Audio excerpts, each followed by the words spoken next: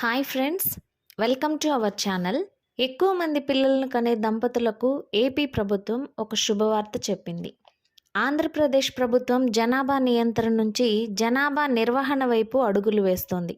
రాష్ట్రంలో తగ్గనున్న సంతానోత్పత్తి రేటు భవిష్యత్తులో మానవ వనరుల కొరతకు దారితీస్తుందని భావిస్తున్న సీఎం చంద్రబాబు నాయుడు శాసనసభలో సంచలన ప్రకటన చేశారు. ఏప్రిల్ 1 నుంచి అమల్లోకి రానున్న నూతన విధానం ప్రకారం ఇద్దరు అంతకంటే ఎక్కువ మంది పిల్లలను కనే దంపతులకు ప్రభుత్వం 25,000 రూపాయలు నగదు ప్రోత్సాహాన్ని అందించనుంది.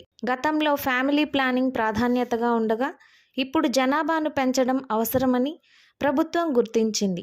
ప్రస్తుతం ఏపీలో సంతానోత్పత్తి రేటు 1.5% పడిపోయింది. సుస్థిర అభివృద్ధికి ఇది 2.1% ఉండాలని నిపుణులు చెబుతున్నారు. 2047 నాటికి రాష్ట్రంలో వృద్ధుల శాతం 23% చేరుతుందని, ఇది ఆర్థిక వ్యవస్థపై భారం చూపుతుందని సీఎం ఆందోళన వ్యక్తం చేశారు.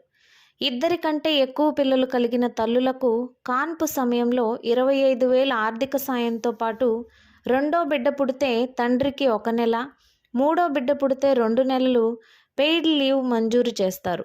ఆర్థిక స్థితిగతులతో సంబంధం లేకుండా పిల్లల చదువు కోసం అందించే ఈ పథకం జనాభా వృద్ధికి తోడ్పడుతుందని ఆర్ఎస్ఎస్ ప్రముఖులు జయప్రకాష్ నారాయణ వంటి మేధావులు కూడా అభిప్రాయపడ్డారు. వచ్చే నెల రోజుల పాటు ప్రజల నుంచి అభిప్రాయాలను సేకరించిన తర్వాత ఈ డ్రాఫ్ట్ పాలసీకి తుదిరూపు ఇవ్వనున్నారు. జనాభా నిర్వహణలో దేశంలోనే ఏపీ ఒక రోల్ మోడల్గా నిలవనుంది. ఈ వీడియో నచ్చినట్లయితే లైక్ చేయండి, షేర్ చేయండి.